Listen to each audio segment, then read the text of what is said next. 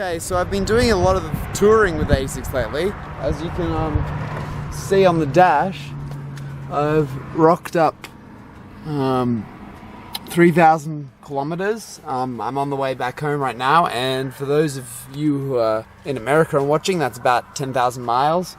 So I just thought I'd comment on how good it is as a touring car.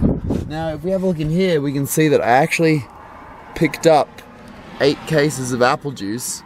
So it actually fits a lot more stuff than you think. And so even with that, if we still go around to the boot,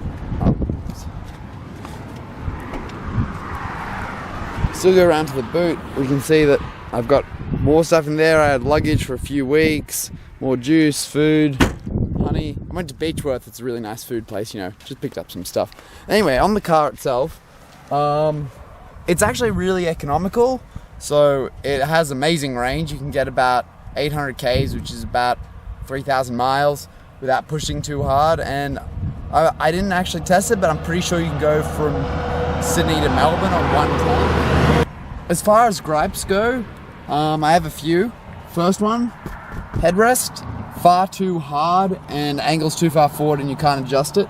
And that makes it a bit annoying on your neck, especially I've clocked up about 40 hours over the course of 5 days, so it's quite a bit.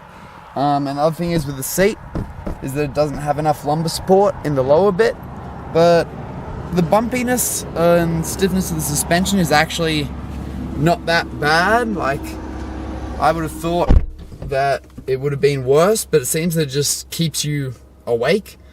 And other things, it actually is pretty good at dealing with bugs and stuff. Because it's so flat, you don't get too much splatter. So even though it's probably the dirtiest it's ever been, it's actually not bad at all. You get a bit on the front, but not much overall. And of course, new plasti dip on the rims, courtesy of my friend with the MX-5 who lives in Melbourne. So yeah, that's my report, and enjoy some footage of me driving some twisty roads. While I was driving down to Melbourne to present some of my findings at a Fluid Dynamics conference, I thought it would be good to check out some of Australia's legendary roads. The Murray River Road is pretty high speed, not as technically difficult as the other ones in this list, but is a bit fun and has some cool views of the Murray River and some other nice scenery. I also had interesting weather coming along it. While the Alpine Way is not as long or as epic in scenery as the others, it has some very awesome corners, and plenty of good visibility sections with no lane markers so you can use the full racing line. It also is probably home to some of the most fun hairpins in the country. Great Ocean Road is an awesome coastal road with amazing scenery that gives you the feeling as if you're driving down the coast of France or something like that. However, there are very few intensely technical cornering sections on this road that match many of the higher ranking roads in this list, bar the very short forest section near the 12 Apostles. There are lots of transport sections too without good corners, but the biggest problem is traffic. There's heaps. If you're in a fast car, you were going to get stuck behind other people an awful lot, and this ruined the experience for me.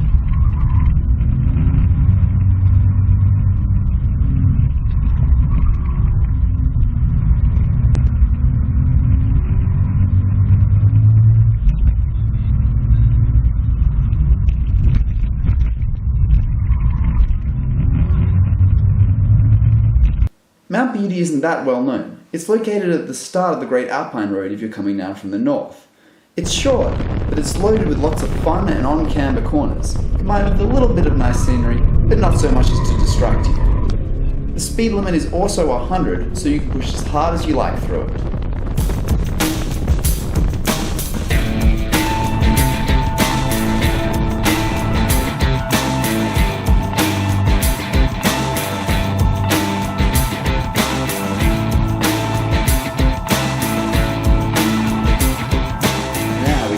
Lake Mountain and the Healesville area. Now, this is definitely the best driving road for driving itself. It has a huge number of twisties with complex and varied corners, different scenery, you've got tight, wide, mix of everything. It goes on for ages and there is minimal traffic in all the best twisty parts. The only reason it's not number one on this list is because the scenery doesn't quite have the same level of grandeur to the driving experience as our number one road. For this one, I felt it was best to show you how fast and fun it can be through a much faster car. In this case, the MX-5 on semi-slicks.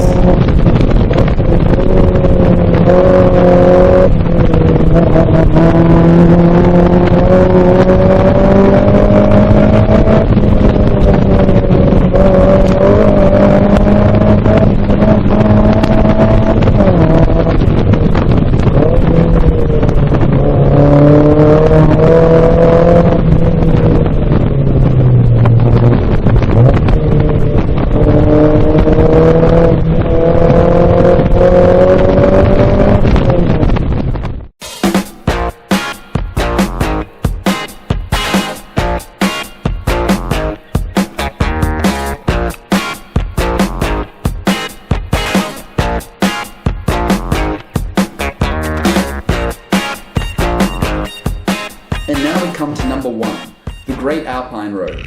This road as a driving road is awesome. The road starts innocently enough with a light hill climb similar to Lake Mountain or Mount Beauty.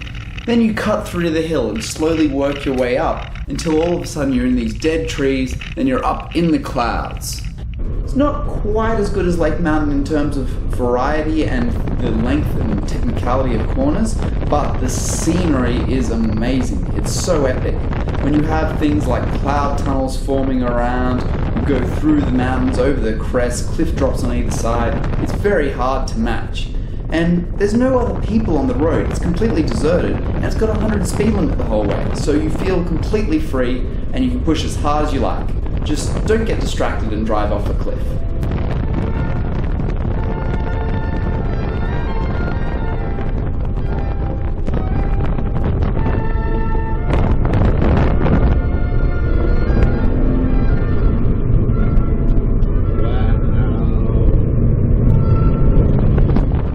So this is how much stuff I had crammed in the back of it. So not bad for a car that most people seem to say is impractical. You took a cone on the back section of the track. So not obviously the aim to knock out cones. You will get time penalties if you do so.